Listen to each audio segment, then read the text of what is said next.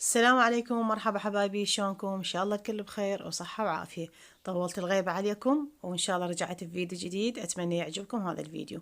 اليوم الفيديو مالنا مشكل طبخ، نوع من المخللات، عجين، خبز، يعني هواي شغلات بي. اتمنى تستمتعون وياي بهذا الفيديو. وهسه راح نبدي بأول شيء أكيد الصبح، يعني نطبخ الغداء مالتنا اليوم راح أسوي الدليمية على طريقتي، يعني الطريقة اللي أنا يعني أحبها أو أفهمها أو أريد هيك أسوي الطريقة. يعني مو مثل يعني اكو طرق مختلفة، اكيد كل بيت او كل محافظة لها طريقتها. هسه هنا البامية اكيد بعد ما اقمعها اغسلها وانقعها بشوية ملح وبعدين انشفها. وهنا اللحم عندي غاسلته زين وحمسته وسلكته. من بعد ما حمصت اللحم اكيد وخليت هسه عليه البامية، اخليه شوية بالزيت واقلبه الى ان تقريبا يستوي عندي صبع البامية. مو يعني ما اسوي استواء كامل، لا تقريبا هيك اقول نص او ربع المستوى مالته، لان ورا بعد حمس بمعجون وبطماطة ويطبخ، فما اريد البامية تذوب عندي. هسه انا خليت المعجون بهاي المرحلة استوى تقريبا عندي، قلت لكم البامية خليت المعجون، اريد ريحة المعجون تطلع، لان اذا تخلين المعجون والطماطة وتمرقين لا تظل ريحة المعجون بالطبخ تطلع اكثر، بس من اقلبه شوي لا احس ريحة المعجون تروح. قلبته شوي. هسه اجي الطماطة اكيد خلطتها. الخلط الناعم شيلين القشور ضروري، يعني القشور اشيل شوي، يعني احاول قدر الامكان اشيل قشر من الطماطة، لانه ما يخلط ويصير مثل الهيجي فرد شوية ثخن بالمرقة، ما احبه. احب شوية الخليط يصير ناعم والمعجون ويا الطماطة تنخلط.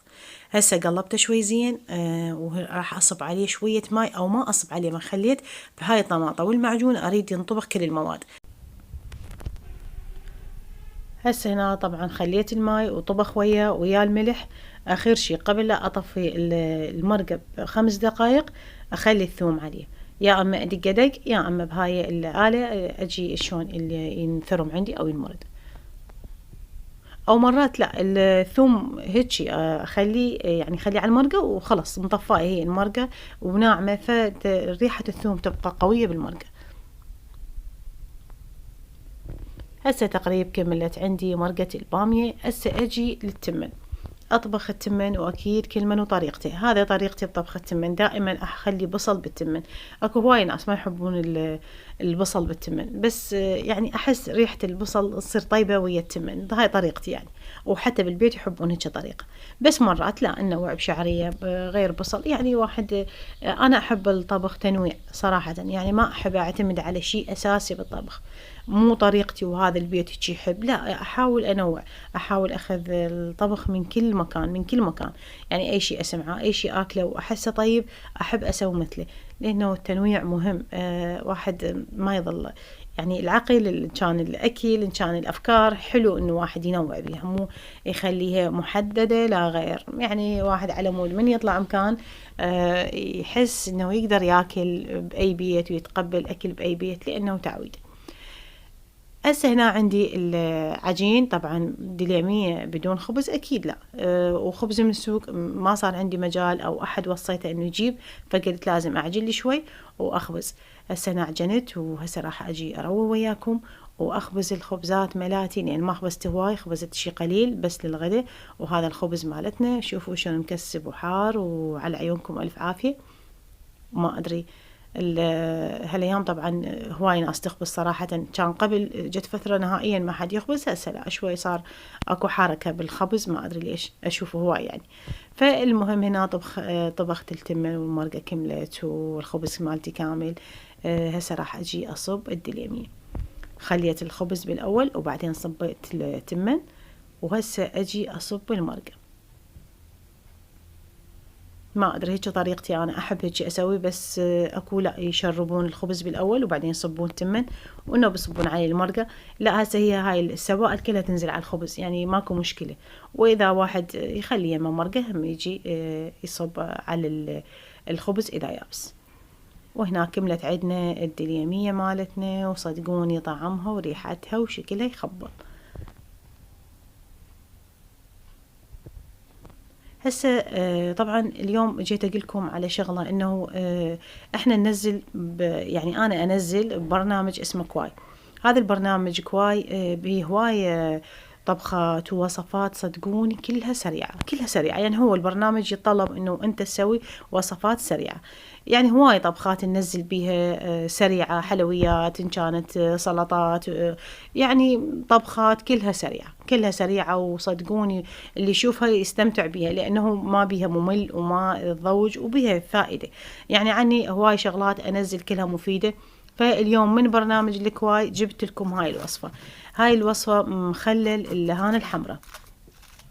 صدقوني فد نوع من المخللات كلش طيب، وبينفع لهواي أكلات، لهواي يعني الغداء، العشاء، لفات، يعني هواي شغلات أشوف عنها هاي الوصفة، وهي أبد مو مكلفة. هي شغلتها إنه تسوين بلهانة حمراء، يعني تجيبين لهانة حمراء وتثرمينه بهالشكل شلون الشرايح. أكيد أنت الحجم اللي تحكمين بيه، بس هي كل ما صارت ضعيفة أو رفيعة القطعة مالت اللهانة هي راح يصير شكلها أرتب.